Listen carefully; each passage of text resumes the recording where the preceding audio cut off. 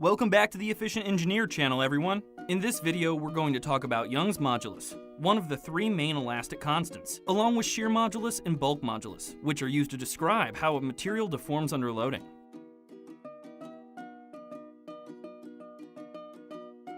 Let's introduce Young's modulus using the tensile test. The tensile test is a very common mechanical test, which takes a test piece and stretches it along its length.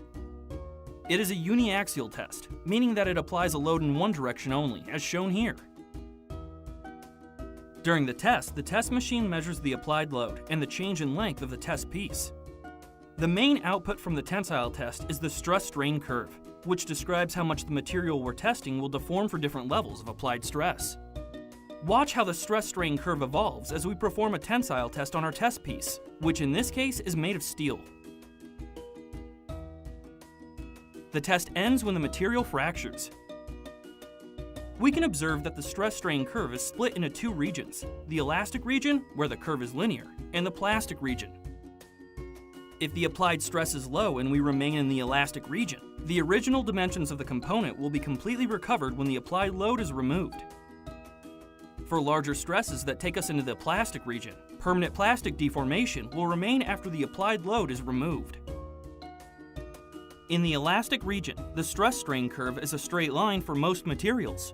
This means the strain is proportional to the applied stress. Hooke's law gives us the relationship between stress and strain in this linear elastic region. The ratio between stress and strain is Young's modulus, also called the modulus of elasticity, which we denote with the letter E. It has the same units as stress, so PSI in US customary units and pascals in SI units. We can also measure Young's modulus as the gradient of the slope in the elastic region. Young's modulus is essentially a measure of how stiff a material is. The higher the Young's modulus, the stiffer a material, and so the smaller the elastic deformations will be for a given applied load. If we perform tensile tests for a few different materials, we will notice that the slope of the stress-strain curve is different for each of them. Different materials can have vastly different values for Young's modulus. For anisotropic materials like wood or composites such as carbon fiber, the value of Young's modulus will depend on the direction in which the load is applied.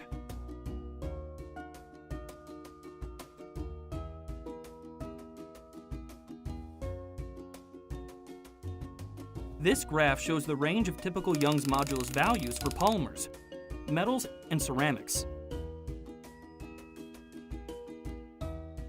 In general, ceramics have higher values of Young's modulus, metals have slightly lower values, and polymers have much lower values. Why is Young's modulus different for different materials?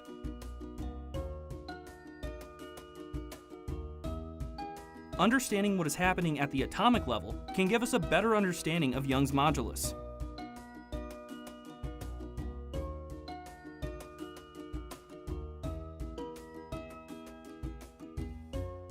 On an atomic level, a material's Young's modulus is closely related to the strength of the bonds between its atoms. We can imagine these interatomic bonds as tiny springs connecting adjacent atoms. Elastic strain is the result of an increase in spacing between the atoms of the material and is resisted by the strength of the interatomic bonds, or the stiffness of the little springs in our model.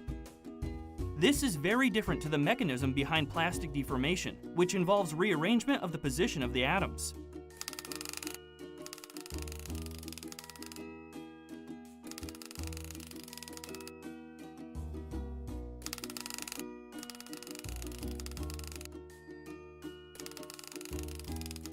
This is why elastic deformations are reversed when the load is removed, but plastic deformations are not. I mentioned earlier that Young's modulus is smaller for polymers than it is for ceramics and metals. This is because it is the weaker intermolecular bonds in polymers that determine the material's stiffness, rather than the stronger atomic bonds.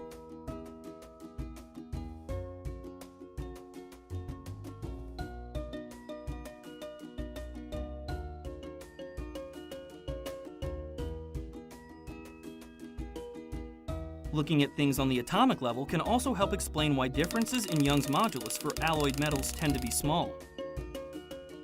Let's take the example of carbon steel. Mild steel and high carbon steel have quite different mechanical properties. Their yield strengths, for example, are very different. And yet they have very similar Young's modulus values, which at first glance might seem surprising. We can explain it using our interatomic bonds model. Mild steel has a carbon content of up to 0.25%, and high carbon steels can have a carbon content of up to 0.95%. Adding such a small number of additional carbon atoms to the existing iron atoms isn't enough to significantly affect the overall resistance to increasing the spacing between atoms. And so the Young's modulus is very similar for mild steel and for high carbon steel, despite some of their other mechanical properties being very different. Why is Young's modulus important? Young's modulus is a crucially important material property when it comes to engineering. In engineering design, a common objective for many different applications is to keep elastic deformations as small as possible, which means that Young's modulus is a key parameter that needs to be considered in the material selection process. Take the example of a bridge. If we construct a bridge from a material with a low Young's modulus, it will deflect a large amount when something crosses it, which is probably not the desired response. Selecting a high stiffness material would ensure that elastic deformations remain small for large loads. That concludes this brief introduction to Young's modulus. If you have any interesting facts about Young's modulus, let me know in the comments, and stay tuned for more videos.